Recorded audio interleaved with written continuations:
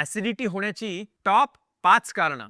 1. मसालेदार आणि तळलेले पदार्थ अर्थात वडापाव, समोसा, मिसळ, पावभाजी सगळ्यांची हृदयात बसणारी आणि पोटात आग लावणारी या खाण्यांमुळं पोटातलं ऍसिडचं प्रोडक्शन वाढतं आणि तुमचा लोअर इसोफेजल स्फिंक्टर थकतो आणि मग जे वाढलेलं ऍसिड असतं ते उलटं अन्न नलिकेत आणि घशात यायला लागतं. ऍसिडिटीचं दुसरं कारण आहे वेळेवर न खाणं. पोट म्हणतं, मालक वेळेवर अन्न खा ना, नाहीतर मी काय फक्त औषधाचं बिल फाडू का? ऍसिडिटीचं तिसरं कारण आहे प्रमाणापेक्षा जास्त खाणं अर्थात ओव्हर इटिंग. पोट म्हणतंय, मालक मी पोट आहे, भांडार नाही. तुम्ही जास्त खाल्लं तर ऍसिड जास्त सिक्रेट करायला लागतं आणि मग वाढणारच ना ऍसिडिटी. किती सोपं गणित आहे.